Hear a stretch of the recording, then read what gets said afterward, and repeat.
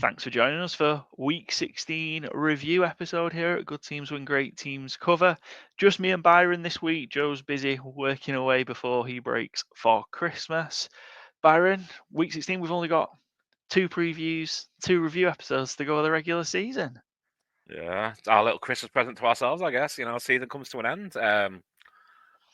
Like I said this last week, though, it feels like so much is getting kind of decided early. Not sure if that's a Week 18 thing or just how it's been, but it feels like the last couple of years have been like this. Another fun weekend of football, though, obviously. But yeah, could do some more stakes. So I've got a couple of big games to cover from this weekend and some more to come, but always want more stakes. Yeah, there's a couple of teams with an outside chance, and we'll get to that later on. The Thursday game provided a window of opportunity for 3 teams in the AFC wildcard race. Another couple of teams booked their place in the postseason on Saturday and Sunday. So yeah, all just a couple of bits left to go, and we've got in the main division races, 2 teams took one huge step to securing their division crowns as well. But we're going to start off first, as always, by talking through 4 of the key games from this week before heading to our ATS roundup and 4-4 challenge roundup, which wasn't a pretty sight this week. Tough week all round. Yeah. 2-9-1 going into Monday Night Football for me is not a great place to be. Just seems I can't get it right on both. I'm either hot in college and trash in NFL, or great in NFL and trash in college. So yeah, just can't get them both at the minute, but hopefully we'll even out at some point. Let's start on Saturday then. I think two relatively close games, although kind of the score for one suggested it wasn't. Yeah. Steelers Ravens. We'll start with that one. So the Ravens finally got over the hump and beat the Steelers 34-17.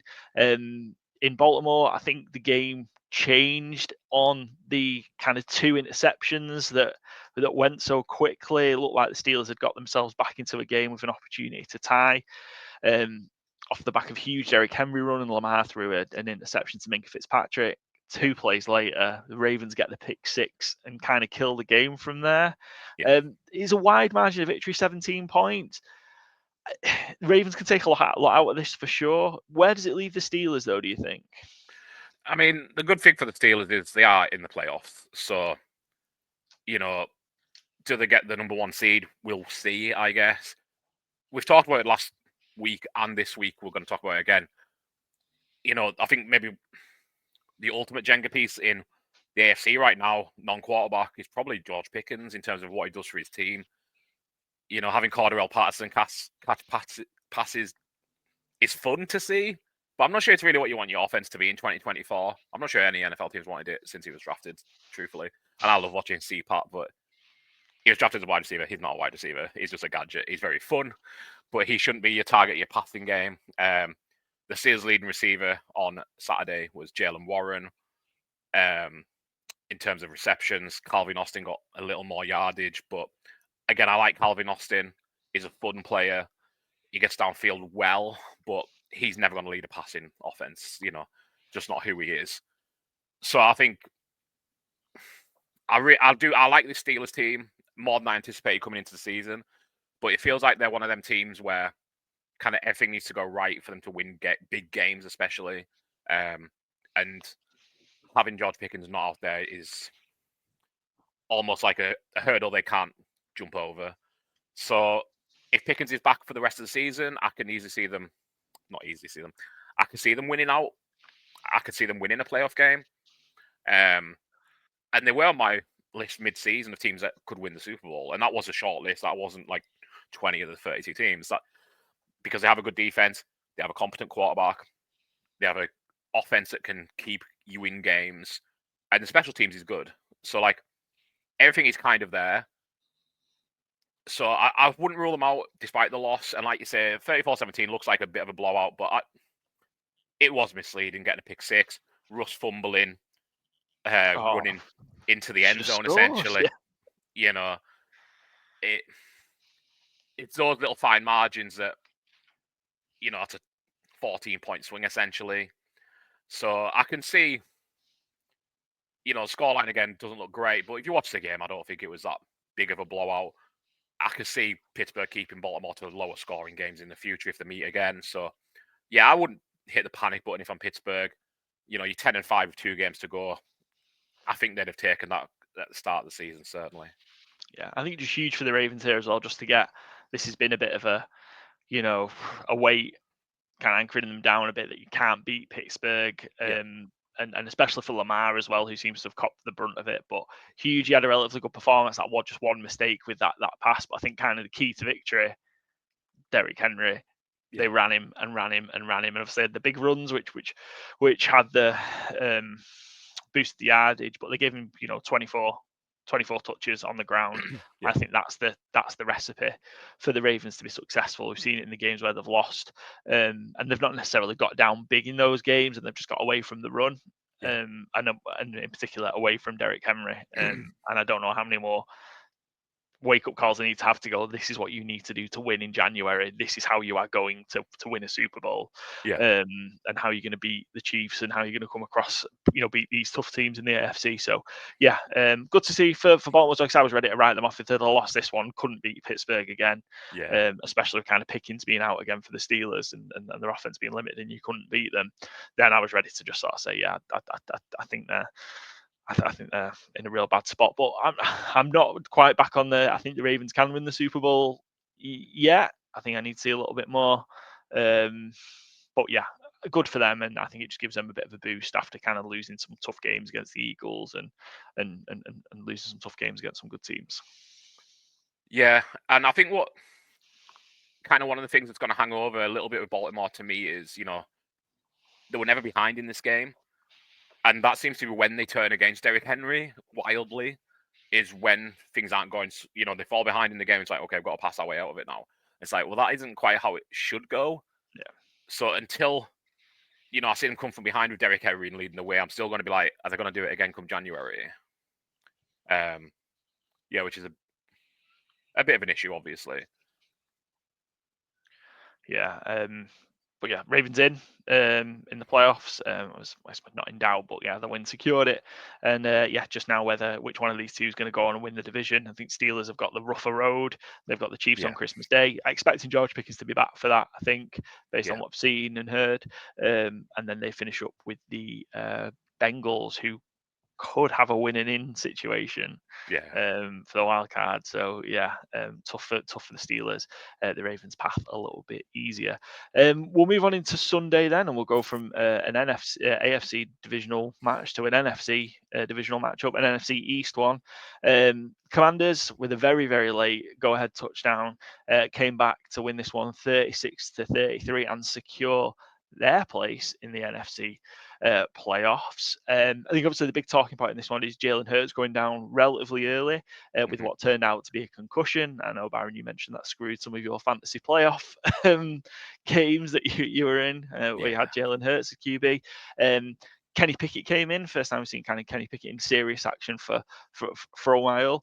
But the Eagles still managed to put up 33 points. And yet it was kind of forced 5 turnovers and still managed to lose this game. Absolutely wild. Yeah, I think that's the key thing there. It's 5 turnovers and you don't win the game with this defense. And, battle of first-round quarterbacks. Let's not diminish Kenny Pickett here. Yeah, Jaden Daniels was spectacular, I thought, though. 5 TDs, 2 interceptions. So calm under pressure. So poised. 80-ish rushing yards as well. If there was any doubt, that's offensive rookie of the year, nailed on now. Sealed it beautifully. He was just so composed that final drive and throughout the game, truthfully. But pressure coming in his face, he sees 3 blitzers coming, he just stands there and nails his passes. Olamide Zacchaeus is his leading receiver on the day, 2 touchdowns, 70 yards. Noah Brown's went out this season, and I mean, Noah Brown's not exactly who you want as wide receiver 2 anyway, but yeah, I'm just amazed by what Jaden Daniels continues to do. He had a little bit of maybe a rookie wall mid-season-ish, it felt like. But to overcome it with the lack of weapons he has, I just think it's marvellous. I think he's been so good. Big loss for the Eagles in terms of the playoff seedings, obviously. They're now a game behind the Vikings and the Lions. So I think you can put the number 1 seed to bed, essentially, especially Jalen Hurts in the concussion protocol. not to say he can't be back in a week, but it's more often than not you miss a game after that. So if they're going out with Kenny Pickett again, I don't have the fixtures in front of me. Maybe you could tell me off the top of your head who they're They playing. play us. They play the Oh Cowboys. yes, of course, yeah. And then they'll play the Giants in Giants week last 18. week, yeah. Yeah. So yeah, I mean, I'd fancy the Cowboys against Kenny Pickett led Eagles team. I wouldn't say it'd be an easy game, obviously, but if Kenny Pickett can't beat a team with 5 turnovers, Yeah. you don't fancy him to be any competent team, really. So I think probably the shock for me was we talked a little bit there about Derek Henry and going away from him yep, in moments. I know Saquon carried the ball a lot, yep, so he ended up with 29 carries, but he had well over 100 yards in the first quarter and only finished with 150 rushing yards. yeah. The Commanders managed to just stop that onslaught that was coming on the ground, and I guess he kind of ended up being a little bit one-dimensional because you've got Kenny Pickett quarterback, so you know the run's coming, and you don't have the threat of hurt. So of course it's easier to defend. But I thought the Eagles would have been better placed to deal with it in terms of doing that, and they just didn't. I don't think Kenny Pickett was particularly bad. No, it limited, but it wasn't Yeah. like gimmies. It wasn't just throwing Pickett balls. It was. He looked like a limited quarterback, but they schemed around that. But unfortunately, scheming around that gives you a limited offense. Yeah. Just spoke so early in the game as well, but yeah, I felt kind of the Eagles' defense to a point by creating all those turnovers. I say creating, some of them were just gifts from the Commanders. Yeah. That's small enough to win that game, but the defense Yep. just couldn't hold up. Daniels was the lack of running game from the Commanders, because outside of Jaden Daniels, they ran for I think 33 yards or 32 yards. Yeah. Brian Robinson has just suddenly developed a fumbling issue. Yeah. So yeah, I think that might be worrying for the Commanders heading into the playoffs. But I think there's a bit that they don't care. They're in the playoffs, and they kind of certainly weren't expecting to become the start of the season. I think I had a 3-1 bet on the Commanders to make the playoffs that Yeah, cashed. sounds about right. Yeah, which was good. So that's always nice to start catching some of those at this point. So we've had to cut a couple of those come in this week when having a horrendous game week. But yeah, I think the Eagles that number one's gone in the NFC because the Lions or Vikings will at least get to 14 wins. Mm-hmm. So, and I think the Vikings have, I think at least the Vikings have a tiebreaker on the Eagles, possibly the Lions as well. So I think that's gone. But they're still going to be tough out in the playoffs. Potentially, the way this is going to end up, we could see this again in a couple of weeks' time. So if the Eagles end up staying as the 2 seed, as I think they are now, and the Commanders as a 7 seed, then especially with the Vikings and Lions to play each other.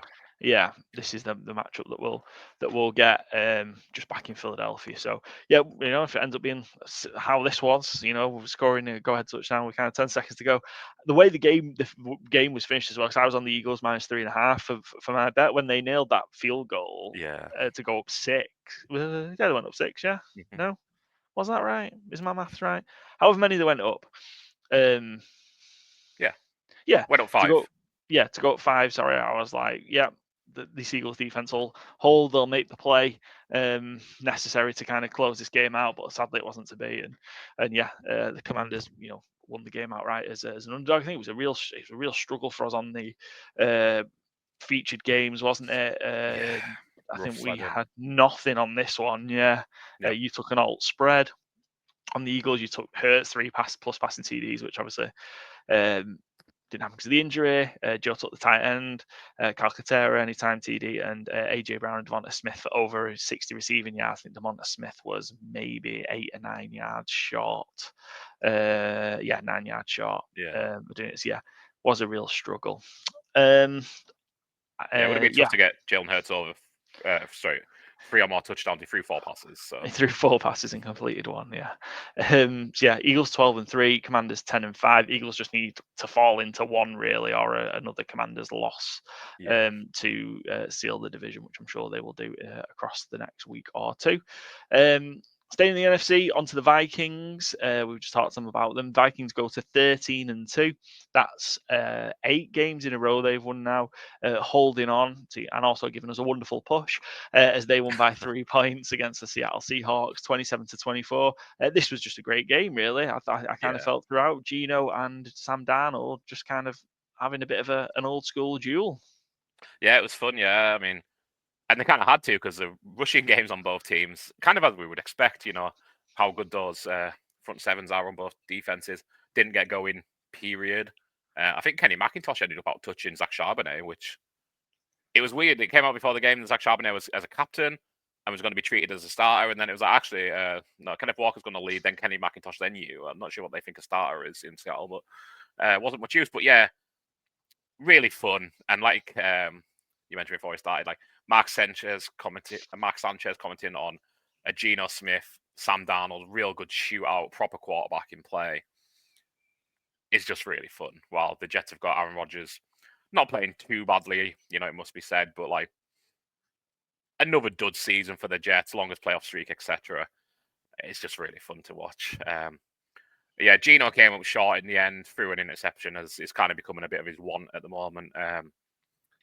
But I don't think that's how we should define Geno Smith or the Seahawks season. That line is obviously a huge issue. And he's, I seen a tweet yesterday. I can't remember who it was, unfortunately, but it was like, if you think the issue with the Seahawks is that Geno Smith's playing like a top 10 rather than a top 3 quarterback, then you probably have too high of expectation. The Seahawks now, though, do need to win out starting Thursday to still be in contention. But I don't really want to bury the lead here. I mean, goodness me, Kevin O'Connell, not sure if he's wrapping up Coach of the Year, but just what a season. Like, I'm not sure many good things you can say about the Vikings and Sam Darnold, especially. He's made himself some scratch this year. I don't know what his future holds. I don't know if the Vikings tag him potentially. I'd keep him around. I think it would be, because you still don't know what you've got in JJ McCarthy in terms 100%, yeah. Yeah, and we've got some time there with kind of his rookie deal. So yeah, why wouldn't you keep Sam Darnold around? And then look, if you want to move on, trade. And Yeah, I think you'll get good, decent value for him based on this year and this year alone. yeah. But yeah, really impressed with the Vikings again, kind of closing out the game. Yeah, that line, but yeah, the Vikings again just kind of were just at Geno en masse, I think, through this game. Yeah. Vikings, I wouldn't say they were limited in offense, but it was all Justin Jefferson. He had 10 receptions, 144 for 2 touchdowns, and boy, is it fun watching Justin Jefferson. Just another fantastic game, and just completely took over it in the big moments, key third downs, in the end zone, just fantastic performance. And I was also really impressed with JSN again. I think we've mentioned this a number of times in the second half of the season. He's really come on and just seems to have got it. I think there's just been a spark in a moment that a switch has just flicked. And yeah, I thought JSN was fantastic again. Joe cashed was it Joe? Was it yourself? It was Joe, wasn't it? JSN cashed an anytime touchdown bet that Joe had at plus 162. And me and you got the push either side. I was on the Vikings -3. You were on the Seahawks +3. Just kind of nail a miserable day. I'm really liking my Vikings to win the division bet. I know kind of the Lions had an easy ride of it. The easy ride of it, and we'll get to that later. But I just think now, as good as the Vikings are, and I love them very much, and they are fantastic, I just don't think they'll be able to live with the Vikings at the minute, just solely based on where the Lions are defensively. So yeah, I'm liking that, and we're 2 weeks away potentially. Surely Lions win, Vikings win next week. That's our Sunday night football game to end the regular season, to win the division and the number 1 seed in the NFC. Yeah, it's gonna be wild. And again, considering the expectations of both teams coming into the season, Detroit doing as you'd expect, but Minnesota, their over-under was 6.5 wins. Incredible. Yeah. Vikings at 13 wins. Seahawks 8-7. As you say, they kind of need to win out now. Let's talk Sunday Night Football. Slightly biased because it's obviously our team, but more the consequences of the game in terms of its handed control of the NFC South back to Atlanta. So the Bucs dropped the game here. Cowboys won 26-24, and I thought the Cowboys were real good value for it, having watched it this morning. Yeah, I agree. I thought defensively they were really stout. The Bucs got away from Bucky Irving because I wanted Rashad White in for pass pro, which, I think fantasy heads will be tearing their hair out and no Bucky Irving. But on a team level, I think it does make sense. And, we kind of touched on it talking earlier this morning. I think that's probably Mike McCarthy coming back, right? Yeah, I'd fully expect that. But yeah, Mike McCarthy to be back. Yeah, I just can't see how he wouldn't. Yeah. How Jerry wouldn't do it, which is insane, really. But yeah, That's how Jerry is. It feels wild, though, that, it feels just like 10 days ago, 2 weeks ago, it was like the Bucs are going to get in the playoffs, no problem. And now, just so quickly, it's turned around that it's like, oh yeah, it's not even in their own hands anymore. Yeah, I feel a bit for the Bucs. I think if they don't make the playoffs, I think that's Todd Bowles probably gone. it's just hard. It's the Killers losing both those games, and probably the overtime one was was the overtime one, or did the Falcons win it very late? I can't remember. It was Yeah, overtime, wasn't it? I think it was overtime. Yeah, the Yeah, 36-30. the Thursday night game early on in the season is probably the one Yeah, where they had opportunities to ice that game and didn't, and that's going to be the one that haunts them if they don't end up winning the NFC South, I think. yeah, But yeah, they've had to fight to get back into it. They've had to overcome a lot of injuries as yeah, well. Godwin and they've missed.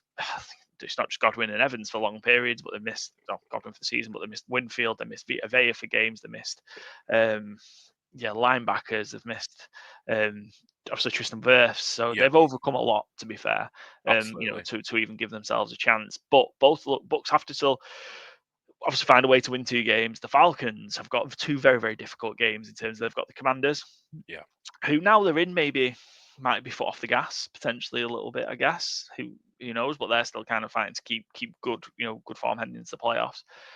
The Panthers are no easy out, and both of them Panthers play spoiler here. hmm Or is it the Bucks have to play the Saints? Have I lost my mind? yeah, yeah, Bucks have to play the Saints. Falcons have to play the Panthers. yeah. But Bucs No, play Panthers and Saints. Panthers and Saints. Yeah, I knew the Panthers were involved in both. Yeah, Sorry, I lost mine. But yeah, so the Panthers are no easy out at the minute. So they could play spoiler to one yeah, or both of them here as well because they're playing some good football and got another win again this week. So, yeah, it's not. I wouldn't say this is complete disastrous for the Bucks because of kind of the games got left. But I kind of felt like there were 4-point favourites in this one. I kind of think we all felt that they were going to win this one quite comfortably. yeah, But fair play to the Cowboys. I think, yeah, defensively, a lot better. Made some big plays when they needed them. Jordan Lewis's interception was, I think, was an unbelievable play to steal a yeah, touchdown away from Jalen McMillan. And then Deron Bland kind of did the same thing, after Baker. A bit of a miracle to get that out yeah, from being sacked. Just took the ball away from Rashad White, just grabbed it right off him to kind of steal it. But I agree. Yeah, I say McCarthy's coming back. I just think there is an element of there is a bit of this portion of the season. He has done a really, really good job. It's yeah, not easy to play without your starting quarterback. Cooper Rush, again, I know we've kind of maybe said some not nice things about Cooper Rush earlier on. He's probably the most reliable backup quarterback there is in the NFL. What's that? Is it something like 12? Is he 12 starts? Is he 8-4? It's something like something like that. that. Yeah, it might be There 9 and aren't, 3, but over kind of again, it's not a small number of games for a backup quarterback, and that they have a game plan, and some of that relies on the defense as well. But they have a game plan to still be able to move the ball down the field. The play action passes were great, and also Rico Dowdle wasn't a factor here as well. The Cowboys just couldn't run the ball against that Buccaneers no, front. So it was all through the air. CD had another big game. Nice to see him kind of. I was critical of him early in the season about going missing. He stepped up yeah, in these kind of a few of these games recently to go, well, they really need someone to lead the way, and he's doing that. And then just kind of some plays from others to help as well. I think Joe was unlucky again with a couple of bets. And Brandon Cooks, he had over 50 receiving yards. He went 3 for yeah. 48. Yeah, and yeah, just a real rough one for us this week. But Even I just Bucky Irving, he had 30 receiving yards. He got 24. So yeah, again, if he'd been more in the game later on, it's one catch, isn't it? yeah, Realistically. So, yeah, but yeah, I fully agree. I was so impressed with Cooper Rush. I've been impressed with him off and on, obviously, but I thought last night he was great. Very, yeah, very controlled. No, lights are too bright or anything like that. He's just a competent player. I think he's had one moment where he was getting pressured that he threw what should have been an interception that might have changed it. But apart from that, like he's been solid. So yeah, Cowboys. I think they're kind of 14th, 15th pick at the minute, 7-8. They have got the chance to potentially get to 9-8, which winning season from this mess. I think if they got to 9-8 one of the last two games, it'd be certain that McCarthy would come back. And I think Mike Zimmer's probably done enough to come back as well after how critical we were of the defense earlier on in the season. They're still doing this without Trevon Diggs, without DeMarvion Overshawn. Marcus Lawrence, he wasn't back last night, was he? Still missing. No.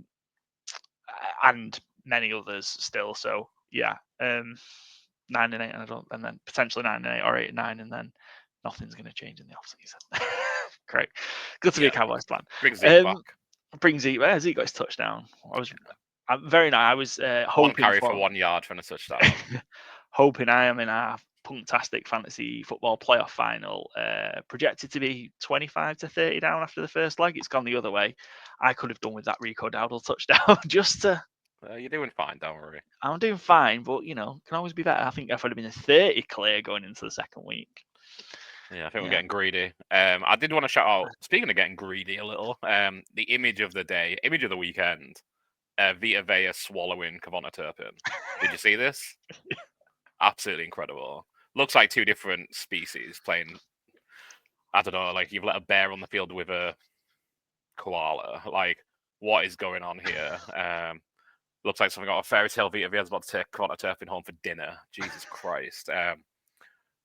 But yeah, that's kind of why NFL's so great, because it takes all sorts to make a great team. And yeah, don't think I'd fancy Kavonta Turpin in that one-on-one matchup very often. I don't think I'd fancy anybody one-on-one with Vita Vea, to be honest. Yeah, let's head to our fourfold challenge then, after we've rounded up 4 key games from the week. Rough one. I say rough one. I suppose one key thing happened this week for sure. I am definitely out of the forfeit. I'm secure as winner of the fourfold draft challenge for the 2024 NFL season. 38, 23, and 3 after 16 weeks even. I think that's a pretty good record given the change in format that we've done as well. To go from kind of just we all pick whatever we want, so we'd have similar picks to a draft. So I'm just going to try and win out, and I will get close to what you got last season as the winner, Byron. So I think if I could do that, that would be quite a good achievement, and also cash another couple of fourfolds. That'd be very nice. Yeah. 0-4 for you, and 1-3 for Joe. Byron, you are 2.5 games back. I think that's 2.5 games, isn't it? Yeah. Yeah. I can't remember if it's 2.5 or 3.5, but there's only 8 selections to go, so you really need to get on your. Well, I think the issue was someone put mine on wrong this week, so I had my underdog was Washington. I went the other on the Chiefs, but I'm not bitter. Not bitter, no. I'll go check the tape on that one. No need. And I mean, Joe just snuck another win to get one more ahead of you. His was pretty dismal as well. And our guest, Sam the Ram from the AAW network, a Sleep at Work network, he went 2-2. He looked like heading into that second half of the day. It was like, oh, he's sitting pretty, and he messaged me about it. And as soon as I went, yeah, you're looking good here, that's when it just fell apart for him. I mean, he's done better than 2 of the actual hosts of the show, so yeah, that's good. Maybe get Sam on next season. Well, maybe. So yeah, but yeah, Joe and Byron find out to avoid the 24-hour fast food challenge. Yeah, I'm getting my prep in as well. Got my TB on for lunch. Oh, have you got a Baja Blast? I have indeed. Oh, so not fair. And you know what I had? What Taco Bell lunch was today? Before we move on to the fourfold. Go for it. Yeah, what was it? Taco Bell chicken nuggets, new item. Verdict? What's the review? Yeah, really good actually. Yeah, got like a tortilla coating on the nugget. Ooh, yeah, what sauce? What sauce is for dipping? So they had a fiery ranch, and a jalapeno honey mustard. And there was meant to be a bell sauce, but they didn't deliver our bell sauce. So I couldn't tell you how the bell sauce is, but the other two were good. So nice. And there's your Taco Bell review of the tortilla chip chicken nugget. Week 16 Taco Bell review. Yeah, we could do that every week. The menu is so limited here. I'm a huge Taco Bell fan. It's wild how big it is here. Yeah, it's so limited here. Hopefully, come on, Taco Bell UK. Let's expand that menu. and give sauce out in the Newcastle restaurant as well. We talked about Steelers Ravens. I was on the Steelers underdog. You know what? For my own good, I'm gonna have to start stepping away from Steelers underdogs just for a little bit. Yeah. It's kind of back to back weeks in situations where you're thinking they'd come through. They haven't, so just going to step away from it a bit. It doesn't mean that it's dead forever, but yeah, I'm stepping away from Steelers underdogs for the time being until the next time I see a plus next to their number, probably. I had the over in Niners Dolphins. Mm-hmm. 29. Is that right? Yeah, 29-17. Yeah, it was 44 and a half, wasn't it? Yeah, so it just hit the over just later snuck on. over. Yeah. Yeah, Dolphins are alive still, just at 7-8. They need the Bengals to beat the Broncos, and then it to work out that they pinch the spot. So the Broncos to lose out, really, isn't it? And them to sneak in. It's going to be tough, but they are still fighting. And kind of overcame the Niners. The Niners looked a bit janky, I thought. They're just kind of struggling, aren't they?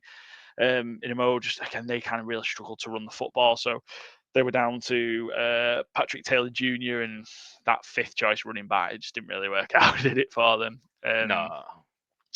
And yeah, the front managed to get to Purdy a few times. And yeah, it was real tough for the Niners. George Kittle had another huge game, 8 for 106. And we saw a bit of life from Debo, who we've all been fairly critical of recently. But A-Chain led the way with 190 yards from scrimmage. No receiving touchdown. No receiving touchdown, no. Could do getting that one over the line. Come on. Is it just one you need? Yeah. Yeah. I'd like to get him to 7 then. Yeah, that game 7. Yeah, he's on 6. Yeah. On 6, yeah. But yeah, huge game from A-Chain on his 23 touches. You didn't see that kind of, I was expecting a big Tyreek Hill game. He dropped as one good defensive player, I think, in the end zone that just took what would have been a certain touchdown away. But a couple of drops from Tyreek, very uncharacteristic. Yeah.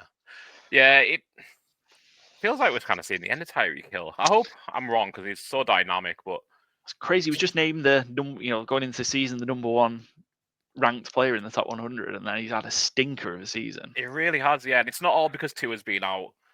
He just hasn't looked himself. Like, he looks like he's lost a little bit. Not necessarily of pace, but like just like a little bit of just his edge, maybe. Like, he just seems to have, the edge curve hits you different ways and always comes. So yeah, see how he comes on next year, because it has been a bit of a lost season for the Dolphins. I know they're still alive technically, but it kind of just felt like a bit of a cursed season. He's 30, the old bastard.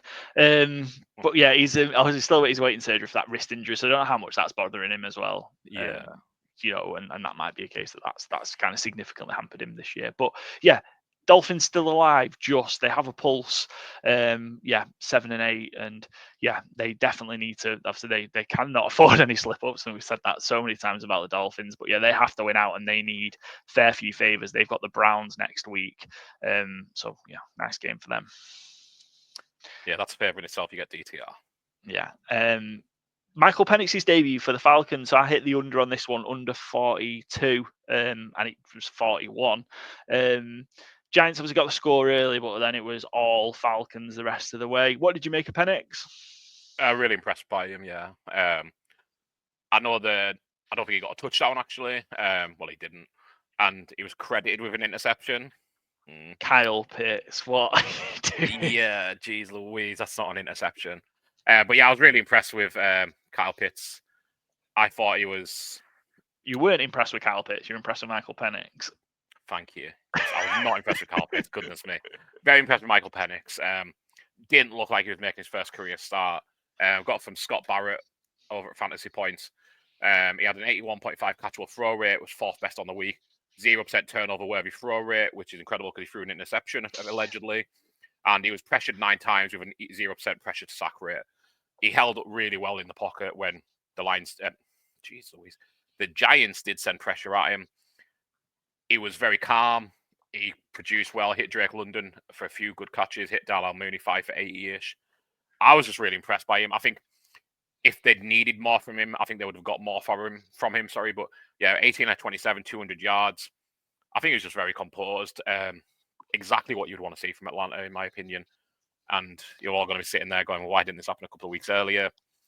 I think that's a fair question. If they still win the division and still make the playoffs, then I think you can kind of, let it go to a degree, because maybe the time was just right for him to come in. Maybe he has shown a lot more in training the last couple of weeks. I don't know. Obviously, we're not there. But if I was the Falcons, I'd be really impressed with what you're getting coming in week 16.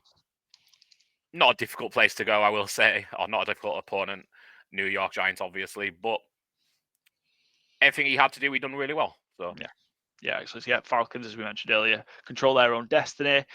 Giants, with other results, seem like they're almost locked into that number one draft pick for the 2025 draft. They've got the Colts next week, who are still alive, and they've got the Eagles, who, I don't know, the Eagles might be playing resting starters there, but one win might not take the Giants out at this spot anyway. They look pretty locked in. Any just quick thoughts on what they'll do at this point? Do you think that number one pick, Dayball's going to have the opportunity to have a say in who's in that, or are we leaning to it's going to be somebody else in New York, New Jersey? My best guess is it'll be somebody else. I'm really, if they get number one pick, I just can't see how it's not Dion. I think Deion it's Sanders, it's just mad. It's mad to say that would be the opportunity. Joe's listening in the background saying the exact same thing.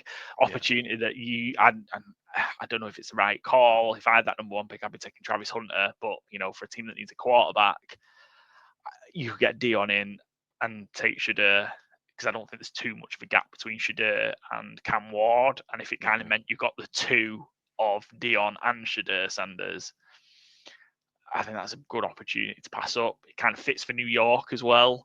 Beyond the bright lights in New York, I think he'd be, one of the people that would be able to handle it and thrive in it. So, yeah, I'm just leaning that way. I can't think of a scenario ever like it before.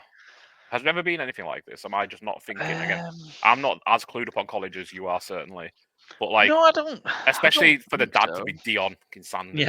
Yeah, it's not just it's not just a regular father-son thing. It's Dion Sanders. Like, I think we see this more in coaching and coaches in terms of kind of like we were talking maybe off when not an episode we were talking about kind of Belichick in heading to North Carolina, and it's kind of on the premise that his son Steve Belichick will take over at some point. And we see it in the coaches, the Mike Shanahan, Kyle Shanahan, we see that thing happen. But I certainly don't think I've seen it to this extent. It's not quite Alex Ferguson, Darren Ferguson, is it?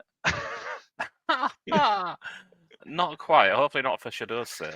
Yeah, Harry Redknapp, Frank Lampard, maybe, I don't know. Yeah, that's uncle, I guess. Or I mean, could do Harry Redknapp, Jamie Redknapp, but there we go. That was a better example. Yeah, I actually forgot that Jamie Redknapp was a footballer for a second. I don't know. I think it's just a good fit, and that'd be an opportunity to get some disgruntled fans bought back in, I think, as well. Yeah. Let's talk about the other New York team, the Jets. They were. It was a game, wasn't it? But they were. The Rams held them off in the end. It was real low scoring, but 19-9. Rams 9-6. They're a game ahead of the Seahawks now in the NFC West, heading into kind of what's going to look like potentially a playoff game between them two in Week 18 for that division. This was going to be a difficult game. The Rams made the point of they were all out warming up without their tops on. They weren't scared of the cold, etc. So tough.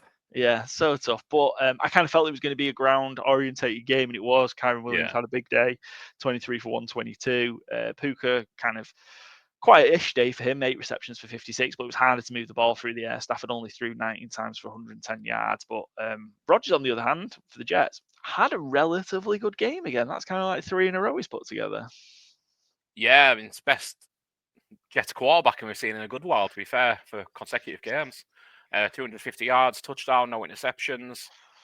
And it would have been interesting to see if they'd got that punt, what they could have done, driving down the field to try and get back in the game. But, that was taken away, obviously. So Javi Gibson decided to juggle instead.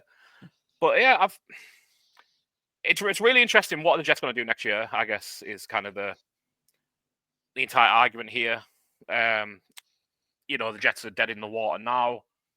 There's not much development. Garrett Wilson sounds a little peeved. There's trade rumors coming out that he might be on the move this summer, and he didn't do very well at allaying them fears, I dare say.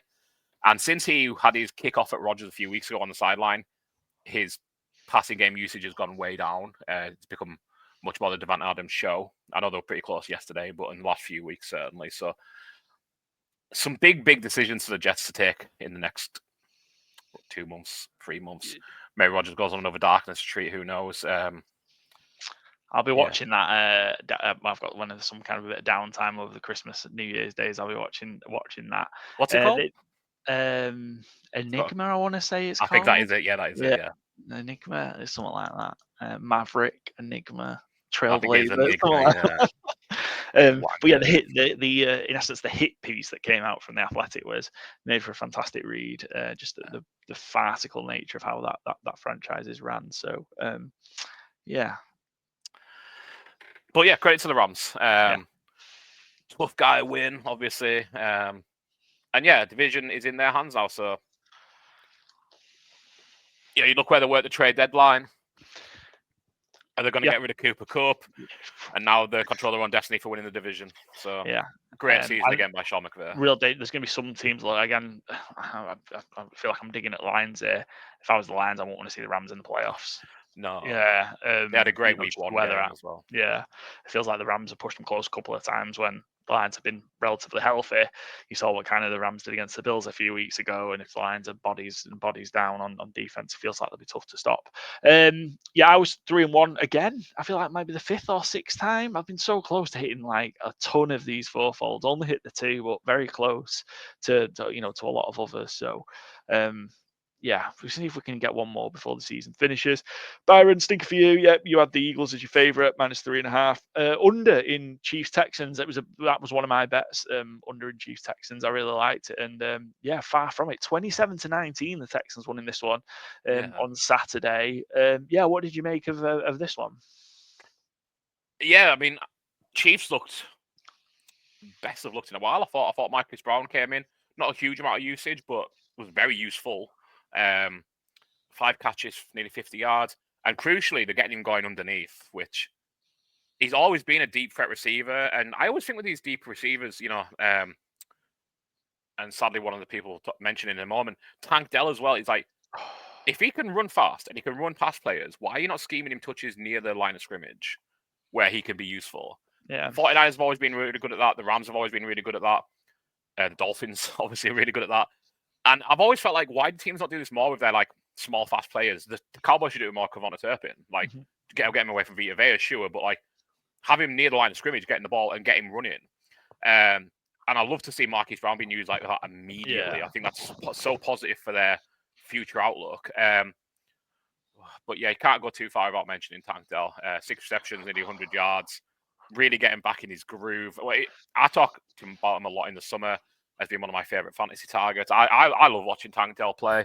Obviously, last year ended in a fucking brain-dead way of him breaking his leg on a goal line block. Shouldn't be in there on the goal line. He weighs 50 pounds. Wet. But how much bad luck can you have? Because this was just unfortunate. Just obviously 2 Texans kind of in the same area trying to make a play on the ball, and kind of bumped into, landed on by his pal, and yeah, he sounds like ACL, dislocated kneecap, amongst other ligaments torn as well. So he had to stay in hospital in Kansas City overnight. It was that bad. So yeah, I mean, we're looking at he won't be back next season. It'll be the end of next season if he is back. Such a shame. A bit like Overshawn. When you have them multiple ligament damage in your knee, including your ACL, it is a year plus. So.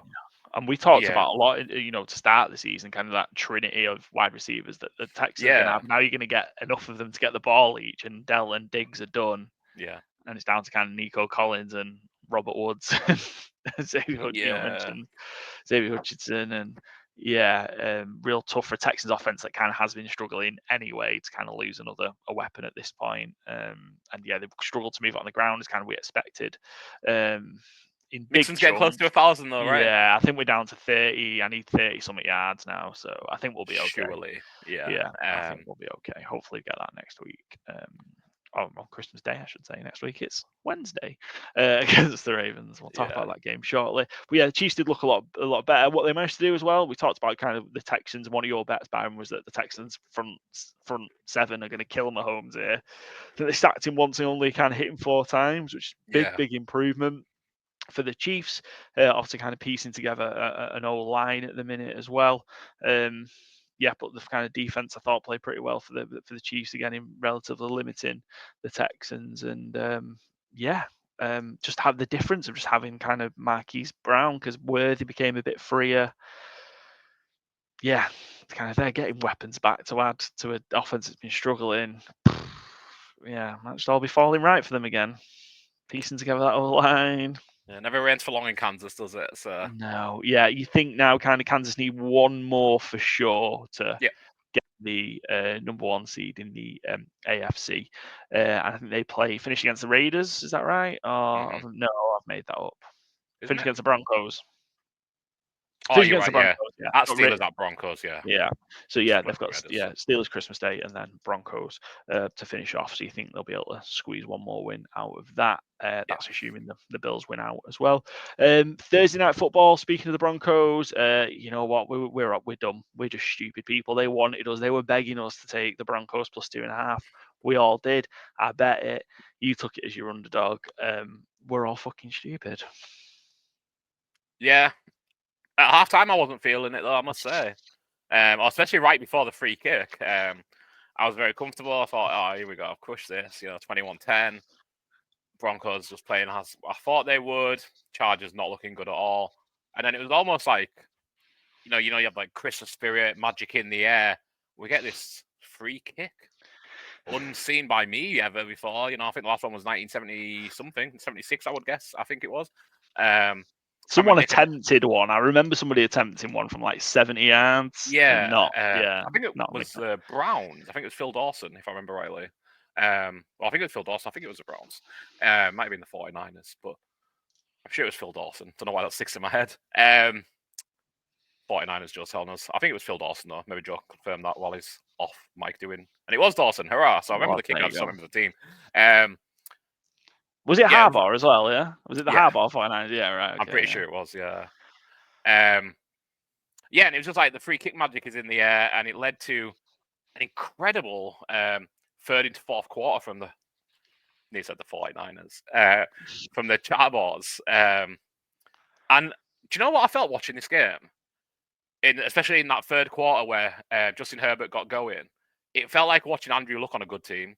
And like Andrew Luck's one of my favorite ever quarterbacks. So I don't say it lightly, but I love Justin Herbert as well. And it was just like, that's kind of just how it made me feel. It was like, oh my God, like this team's actually like can win. They're going to take off. He's running the ball. He's creating opportunities. And then he just throws the ball so beautifully to fucking nobody.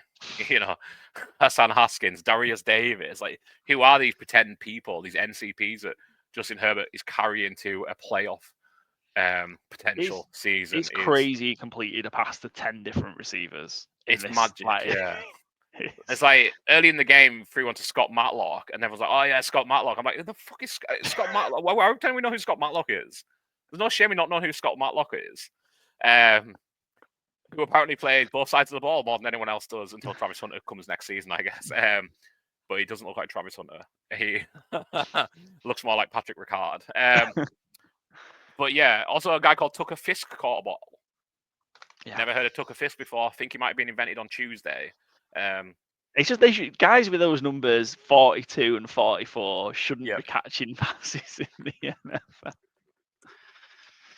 Apologies, certainly not two of them on one offense. Yeah, Joe saying Keenan Allen must be gutted. I think Keenan Allen might be there next year. Might have been a 1 year, out in Siberia of Chicago, and then you come back next year, Keenan, all is forgiven. Hopefully, anyway, that'd be nice. But yeah, the Chargers needed kind of a spark, didn't it? Because they've just been a couple of weeks where they've just it was a real struggle for them. So yeah, I loved at the end kind of the press conference when Harbaugh was going. I want to talk about the free kick. It's my favorite rule in football. And you don't think he's lying? No, he's not. He's not at all. Like, you well imagine that's exactly how he feels. So, like he was saying, they've been looking everywhere he's been. They just look for opportunities to do that. Yeah. And what's like, it just gives you that. It gave them that bit of a shot because they were 21. It was 21-10. Yep. So all of a sudden it's a one-score game, and you're kind of back in it. Yeah. To build momentum. But what they were able to, I think, probably it was key in this one. They were able to get a ground game going. They were able to run the ball, which was big for them because they're really, really struggling to do that. Offensive line as a whole played a little bit better. Yep. I think they only gave up 2 sacks, and when they've kind of been giving up 4 and 5 the last few weeks. So big for the Chargers. Broncos in trouble potentially. They've got the Bengals game on Saturday, the Saturday triple header, and that's probably the highlight of those 3 games. If the Bengals beat the Broncos, all of a sudden the Bengals and potentially the Colts and Dolphins are more than just a pulse being Yep. alive heading into the rest of week 17 and week 18. I think that's what we want. As much as it'd be great for the Broncos to make the Oh playoffs yeah, and win, 100%. we want that chaos because we've not really got that anywhere else heading into the last couple of weeks of the season. And then you run the over for Giants Falcons, which just fell. Yeah, I just wanted Felt like a a nice quick little shout shot. out there. J.K. Dobbins has been designated to return from IR today. Great news for the Chargers. Yeah. And I haven't clipped this yet. I didn't check back to see if it was what I actually said, but I'm pretty sure I said all I need from the Giants is to get 10 points when we were debating, because obviously you took the under, I took the over. And they got 7 so early. I was like, I just need the Giants to get 10 points, and then Dayball doesn't even kick a cowardly field goal to get me an over. Yeah. Fire him today. Don't wait, what's his name? Mara. Yeah, don't wait. Just get him out of that building. He doesn't know what he's doing. Doesn't even get you double-digit points. God damn it! Disgrace. Yeah. And then Joe, who went 1-3, his favourite was the Arizona Cardinals, who were beaten in overtime by the Panthers. I had the under on this one, and the under was nowhere near hitting. It was a points fiesta. Chuba Hubbard. I always want to say Chuba Hubbard. Bit of redemption for obviously had the fumble in the overtime game against the Bucs a few weeks ago. Ran it in after both traded possessions in overtime to have the walk-off touchdown, capping a big game for him. He had 25 for 152 and 2 on the ground. Bryce, I thought had another great, he had a bit of a wobble last week against the Cowboys, but bounced back, had a decent game. Absolutely. Not particularly numbers-wise, but he had a little scramble as well, which you don't see from Bryce often for a touchdown. And the Cardinals are dead in terms of their playoff hopes. They're 7-8 and sitting on the sidelines for the rest of the season. Yeah, Kyler Murray had another terrible interception in this game as well. I kind of worry about Kyler Murray. He might be the Codfather, but I'm not sure that he's a elite level quarterback. I think we get fooled by it when we look at some of his big highlight plays every year, and then it just kind of feels like it ends like this a lot, where it's like, not sure what he was seeing there. I'm not sure what the plan was. And I think once James Conner went down, felt like that offense just took a real big hit. I think he was their leading receiver on the game as well as their leading rusher, and he left relatively early. He wasn't in the overtime that he stopped getting the ball. But yeah, huge shout out to Chuba Hubbard. Bryce Young, like you say, now has wheels. I think he got over 60 rushing yards, which I'm not sure if that's a career high, but it certainly felt like it watching him. And yeah, credit to Dave Canales. He's kept his team going.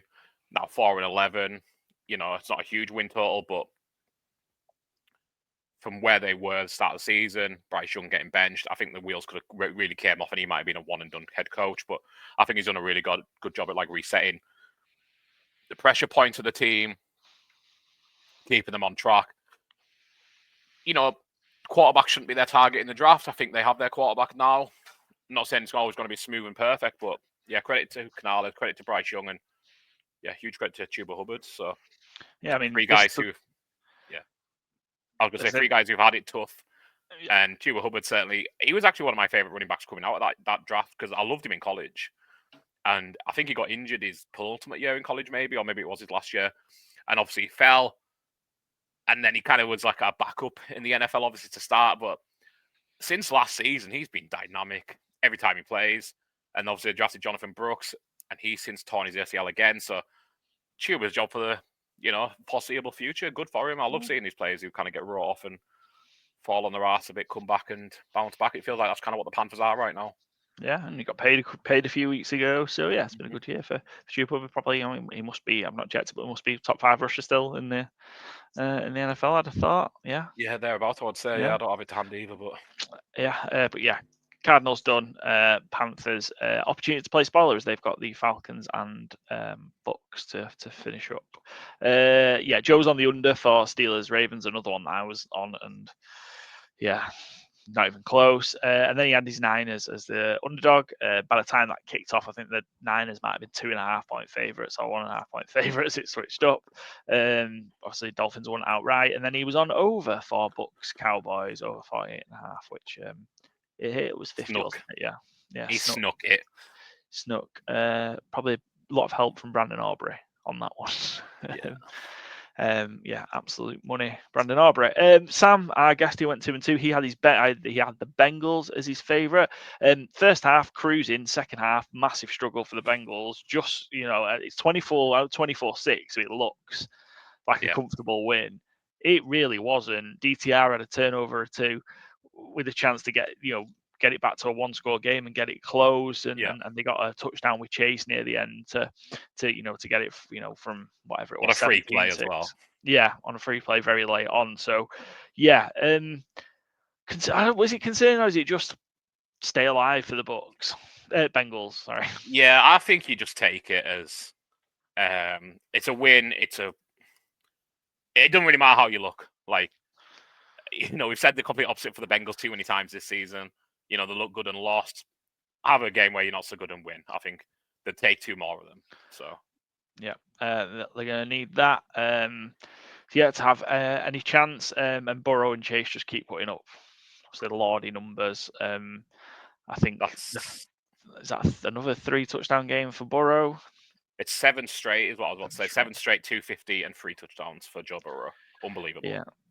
The one where he was on the floor pretty much that he threw to T. Higgins was impressive stuff. It feels like those are kind of throws that could be interceptions for 31 or 32 quarterbacks. But Joe Burrow just has that magic touch where it just falls exactly where it needs to. Yeah, Burrow surpassed Brady who had 6 consecutive 3 passing touchdown games. I'll get out eventually in that undefeated up until the Super Bowl season back in 2007. And I think there was a stat on it. He's up there or level with somebody most consecutive 250-yard plus 3 touchdown games as well. So 7 in a row of those as well. So yeah, unbelievable stuff. Potentially helping you win a fantasy playoff game potentially. Certainly if you've also got Jamar Chase. Not you. Yeah, Byron, I was very confused. I was like, people that are listening. Yeah. No, it's Jared Goff doing it for me. Yes, and then Sam was on Niners as well as Joe. Over 46.5 in Bills Patriots. All the praise we've given the Bills, they were atrocious here. This was bad. Dickhead here took the Bills -14, knowing that in the last 5 as 10-point plus favourites at home, the Bills haven't covered. And they only won by 3. I know they're kind of a late touchdown from the Patriots, but Patriots got the ball back with a chance to win the game. Yeah, and the Patriots had the best quarterback on the field. Maybe not over the season, but on the day. Yeah, Drake May certainly was very, very impressive. My worries with the Bills is I was worried this was going to happen in the game. So they'll have a slow start and then just kind of come on strong at the end. You do that in the playoffs and let the Chiefs or the Ravens go up 14-0 on you, even if you're at home. I don't think you're coming back. No, I agree. And this is, I'm not going to say always my issue with the Bills, because the Bills is very impressive over the last 5 years. They don't seem to know how to win games. Like, I know they win a lot of games. That sounds stupid, but like when it comes to actually having to win games and not just like be better than their opposition over 60 minutes, like they just seem to lack something. Like, and you see it in the playoffs where like they just come up short over and over. And obviously they've won this game, but it really doesn't bode well. My worry is that they've got I think a relatively light schedule, haven't they? So I want to say they've got the Jets and the Patriots again to finish.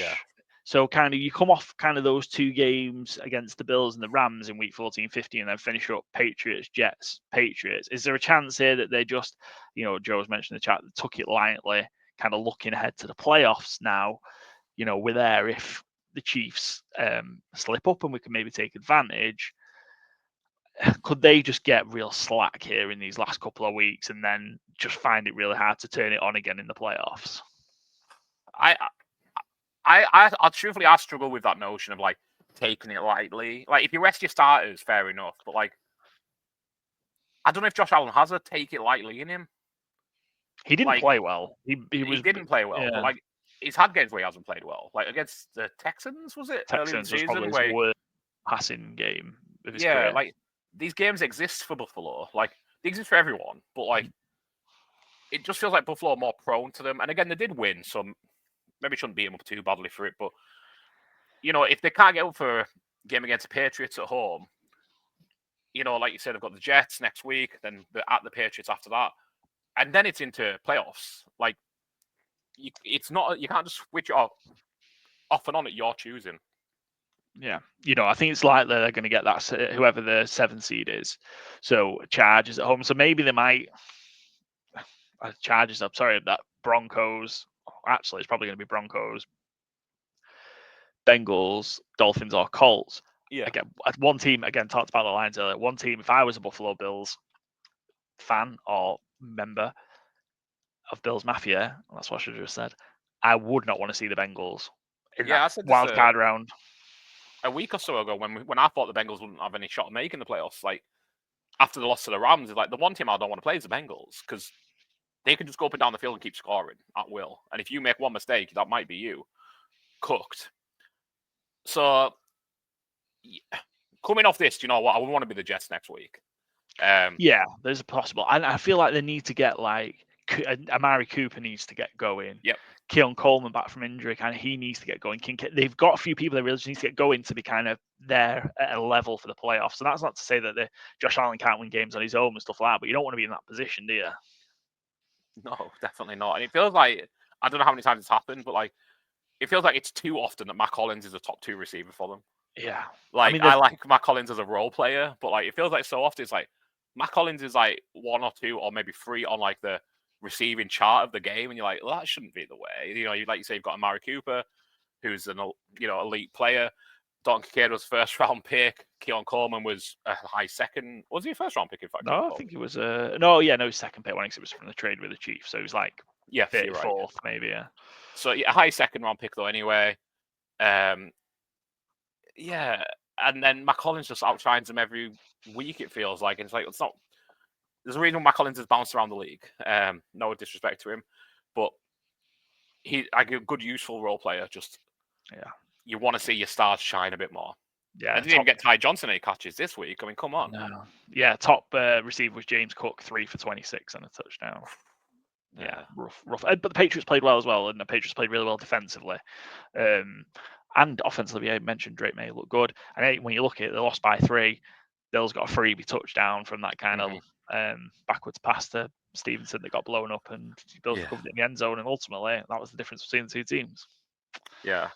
A bit worrying for the Bills after run 3 really good weeks with dominating, kind of great performances, even in a loss to the Rams. And yeah, under for Sam on Rams Jets, which we've talked about and comfortably came in. So yeah, all to play for between Byron and Joe for the fourfold. I think I'm going to go out on a limb and say this is done now, the ATS challenge. Joe had a losing week. Byron couldn't take advantage. Joe's 9 games ahead in the ATS season-long picks competition. I went 7-7-1. Not a great week from me either. But Byron, you had a stinker, 3-11-1 in the ATS picks. Yeah, rough on everything this week. Yeah. So Joe's just put in technically there's 32 games to go. Well, there is. That's very true. But I just don't think he's going to catch. Byron's going to catch you, Joe. You're 9 ahead. I think the only person who I might be able to catch at this point is Charlie, because he can't pick any games right. So yeah, no, I'm happy to concede it's done. I need Charlie back for the Thursday nights, by the way, because I've not won a Thursday night bet since Charlie went out, basically. All right, I'll have a chat with him and see if he fancies. He's just got out with his snuggle sack, so maybe I'll try and pick him when he's in a good mood. So yeah, see what we could. Joe's got himself in a blender, by the way, in the chat here, going, Byron could pick or go opposite of me for every single game for the 32 and try. We'll make sure that doesn't happen. If it's tight with the weeks to go, I'll make you submit your picks to me so you can You can't Happy sneak to, a look. yeah.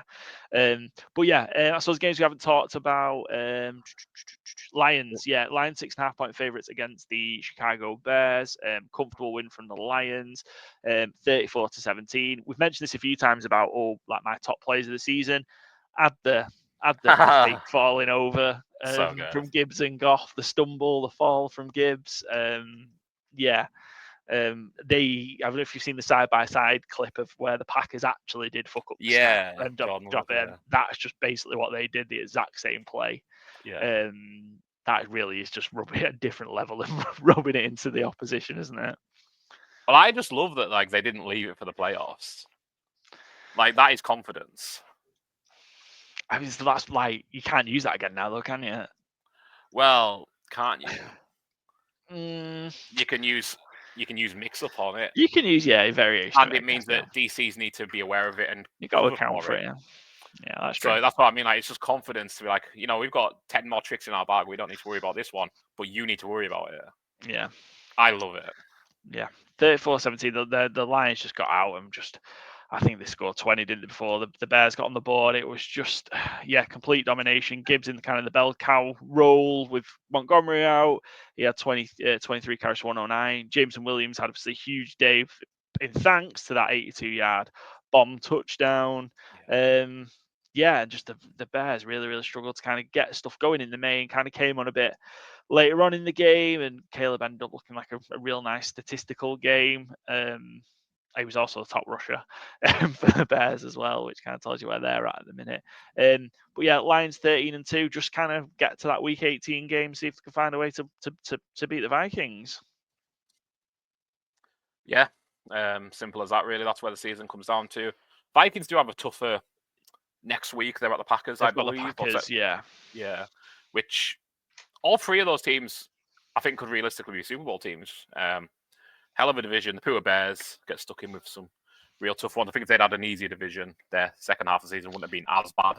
It wouldn't have been great, but so the Vikings are at home to the Packers. I thought they were away. They beat the Packers.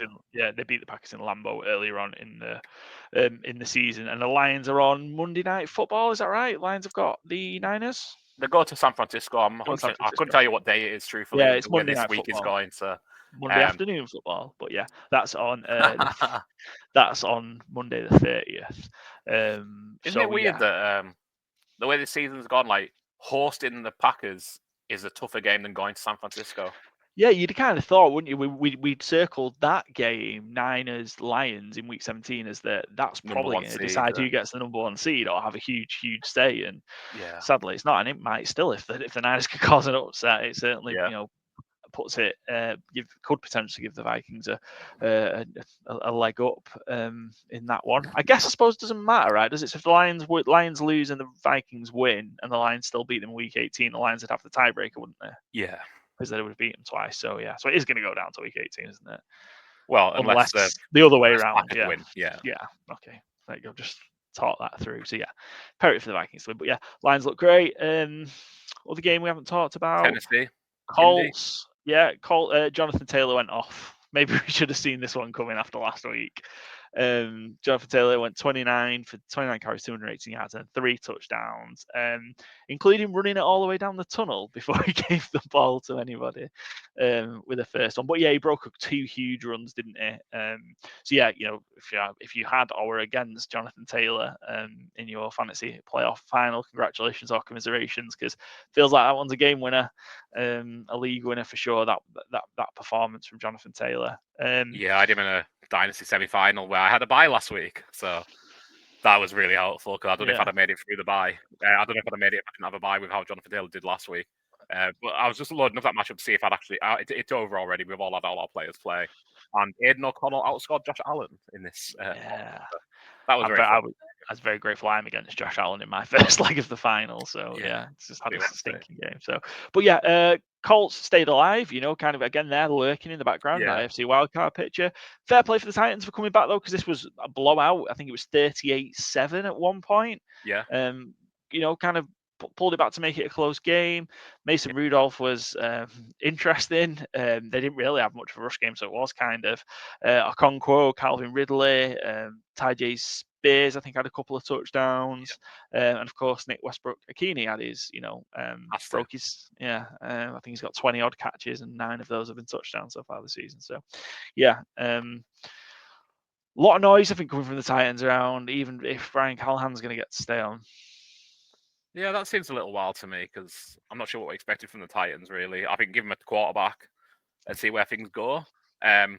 Just going to blow my own trumpet a little bit on my fantasy game day pick here. Chiga Quanqua, 9 for 81. No touchdown, so he doesn't get like the boom, maybe, but in a PPR form, I'm delighted with 9 for 81 from my tight end. So, yeah. It's about the best thing the Titans had going in this game. I think it'd be wild to sack Callahan after a year, though. I don't think it's been great, but I'm not sure how much of it's on him.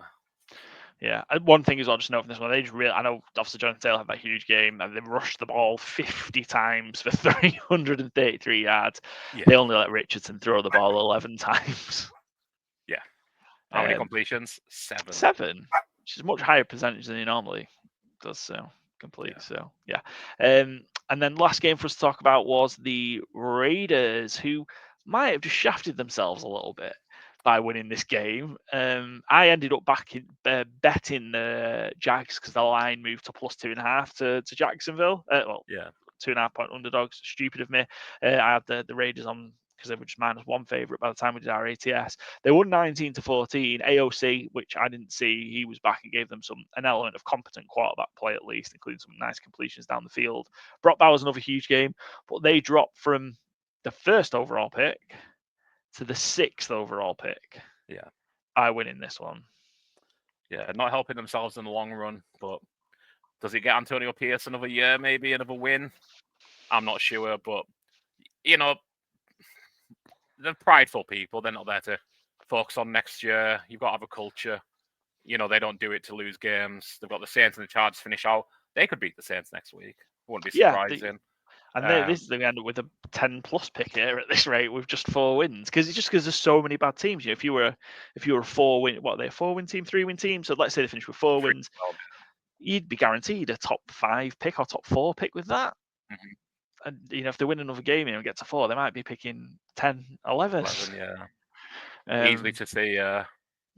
And all the scoring on the game. I mean, if you told me this at the start of the season that all the points are going to be scored by Tank Bigsby, Amir Abdullah, and Alexander Madison, I'm thinking we're talking preseason football. That isn't realistic. I know Brian Thomas, did catch a touchdown, but the Russian scorers on the day. And Brian Thomas continues to shine. Brock Bowers continues to shine. Bury everything else in this game, I think. Yeah, Thomas over 1,000 yards, and Brock Bowers potentially in striking distance of the Mike Ditka rookie tight end receiving records, which does come with a caveat because I think it was 12. Was it 12 games they played when Ditka played? I think it was 12. Back then. So I think obviously a big asterisk because it's 17, but it's not been broken for 40, 50, and probably close to 60 years. Yeah, and just a shout out on Brian Thomas, the last 3 rookies to get 1,000 receiving yards and 8 receiving touchdowns. Brian Thomas got it yesterday. Jamar Chase, AJ Brown, the last 2 prior to that. So very esteemed company. I don't know where you would take Brian Thomas if you were redrafting. You'd take him ahead of Marvin Harrison, right? I mean, I guess so. Maybe ahead of Harrison, but not Neighbors. Yeah, that's kind of where I was thinking. Yeah. And Joe mentioned we're going to do an episode of doing a redraft. I think. Are we going to redraft the first round? Is that what we're going to do? Yeah, I think so. Yeah. Okay, cool. That'll be fun. That'll fill up one of those weeks in the long summer. But yeah, that's kind of the big story from that one. I think Raiders shafting themselves. That was the last of our ATS picks for week 16. Let's go and have a look at the winning Fantasy Gameday squad. We stunk up the joint again. We finished 144th out of 177th. I feel like I say, well, we're getting better, and then we just go backwards. We need to change our strategy. A bit late in the season for that, but we definitely need to change the strategy. Those getting a couple of 1 or 2 really cheap players to fill out the rest of the roster is just not worked. Even with the kind guys at Fantasy Gameday giving us an extra 4,000, not just us, by the way, everybody got an extra £4,000 hell of a referral scheme, budget. yeah. Yeah. Every person you recommend, you get an extra £100 to play with. Yeah. But yeah, even with a bigger budget, we didn't do very good. But our winner, who just won the the OG Sunday Stars £7.50 game by 0.1 points between first and second, was Gray 1364. So congratulations, Jameer Gibbs as captain. I think a popular choice, Gibbs, and B John was ours. I think a lot of a lot of people on Gibbs and B John. Finished pretty similar, to be fair. Penix, so they went for the Penix cheap option at quarterback. We talked about that as a play. Obviously, didn't get many points, but it allowed spending elsewhere on Jonathan Taylor, Justin Jefferson, Devontae Adams, and Chuba Hubbard. And Jerome Ford, I think he was a big differential this week in terms of relatively cheap, knowing that Nick Chubb was injured.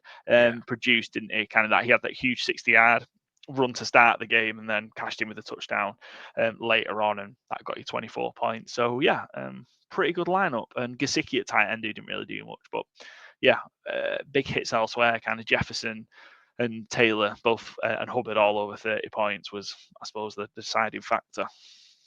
Yeah, Jerome Ford came in at running back 20 pricing, and you get 24 points from that. You're going to do pretty well on the week, right? Yeah, absolutely. It was a good shout. Also, one of the guys in my current leading fantasy final. I'll stop going on about it unless I win next week, and then you're not near the end of it. Two bits of business left for us is Christmas Day. So we're going to preview the two Christmas Day games, both available on Netflix. So I hope Joe's got some snazzy Netflix branded graphics for our posts for Christmas Day. He might be working on them right now. But two games, kind of talked about the consequence. One of them does kind of have big consequences in terms of potential number one seed, but big implications for the AFC North in both of them. Chiefs travel to the Steelers in the first game with 6 o'clock kickoff UK time. Steelers are 2.5 point underdogs. Over under on this one's 44. Thoughts on? I feel like I should just do it and take the Steelers, but no, I'm going to take it off. I'm not going to do it. Where are you thinking on this one? It's a really good line, isn't it? Because it's really tough to project. I'd be tempted to take the Steelers plus 2.5 at home, short week. So yeah, I think that would be. That's probably where I'm going to go. The over/under again, I think it's a nice line. I think I'd probably be tempted with the under again, just be a short week. Yeah, I think I'd lean the Steelers and the under right now. I think if I get wind that Pickens is playing, I feel kind of with that offensive, we'll call it an explosion for the Chiefs just because of where it had been. Then I think I might lean the over because kind of the Steelers had some relatively high scoring games, didn't they, for them? With the numbers, so maybe I'd take that. Double check on the weather in Pittsburgh as well for Christmas Day. Yeah. Ravens Texans is the second one, 9:30 with a halftime performance from Beyonce Knowles. I don't know why I said Beyonce Knowles. Just from Beyonce. Just Beyonce, not Knowles. Okay. Just Beyonce. And breaking news: the Deontay Johnson revenge game being claimed by the Texans. No way, claimed off waivers by the Texans. Yeah, I love that move. Like the team you're about to play. Yeah, you get that, trying to get some inside information. Yeah, I think the most valuable thing he has to offer is the Ravens playbook. But I mean, to be fair, I think he's a really talented player. So we'll see what happens. Obviously, but he has ability. He obviously didn't fit in Baltimore. There's obviously some kind of attitude issue, but it is a contract year. This is his last chance to redeem anything for going into 2025. So we'll see. Obviously. Ravens are 5-point favorites, by the way. Over under 46.5, and I think this is huge for the Texans in terms of can they get a bit. You know, they've been able to beat the Bills earlier in the season, but can they get a win over a kind of a top team at this time of the year and give them a bit of confidence heading into the postseason? It's going to be tough sledding going here. Obviously, they are at home. Yeah, they are at home, but yeah, they are down to Nico Collins and apparently Deontay Johnson, wide receiver, Joe Mixon. You know, it's been a slower second half of the year than the first half, obviously. And I think the Ravens have been picking it up again. You know, far from perfect, but I was reading once then with Carl Hamilton back to pure safety and not having him do the kind of Swiss Army stuff as much, they've been better on defense, on DVOA the last few weeks since doing that. 5.5 is a big number, but right now I'm going to take the Baltimore Ravens to cover. And again, I'll probably go 46.5. It's a good over-under again. I'd probably go the under, though. I'm under Texans. Home unders are a big run. I feel like Texans home unders have been fairly comfortable. So not sure on the side. I think in an under game, if I feel confident in an under, I think I'd take the underdog. It's plus 5. So and I lied to you, Byron. We've got one more. We've got usual Thursday night football that takes place on Boxing Day for us, but just usual Thursday. It's Seahawks Bears. Seahawks are 3.5 point favorites traveling to Chicago, and the over under is 43.5. Feel like Seahawks gotta have it to have a chance. I mean, they have to have it. Yeah, must win to keep their season alive. I think they deal with it. I'm not gonna say comfortably, but I've given the Bears enough benefit of the doubt this season. I suppose the Bears have got to stop this streak. How many would that be? How many have they lost? 9 in a row? I believe so. Yeah. Caleb Williams has lost 9 games without throwing an interception as well, which is an NFL record in a season. I can't believe I was at the last Bears win. That's that long ago. Wow, that is surprising. That was the last one, wasn't it, against the Jaguars at Spurs. Jags, back in October. Feels forever ago that. I mean, 4-2 and everything was sitting pretty, and they failed the Hail Mary and Tyreek Stevenson. It's been all downhill from there. Yeah, geez Louise. I worry about the other bit as well. Like the defense has just then kind of fallen off a bit since they fired Matt Eberflus, and so he was doing something at least. Yeah, that's it. Like the offense hasn't got any better, and the defense has got noticeably worse. Like I don't think Eberflus was doing a good job. I think he deserved to be fired. But I think if the Lions loss had happened at 12 o'clock Sunday, I don't think he would have got fired. Yeah. But I think because it was an embarrassment on prime time when everyone's watching on Thanksgiving, I think they felt compelled to this is a joke. Like, got to do something. Yeah. We've got to do something. We're a story now. And again, I don't think they'd have been much better with Matt Eberflus. Like I say, I think he deserved to be fired. He certainly deserved to be fired at the end of the season, but it hasn't got any better. They haven't had that new coach bump that a lot of teams get.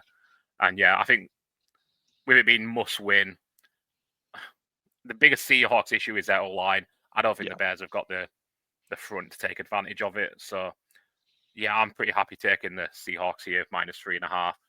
Over-under's 43.5. Again, I don't really like that line, but I'd probably go the over. I think the Bears, they end up putting up points in the second half of games when things are kind of out of reach.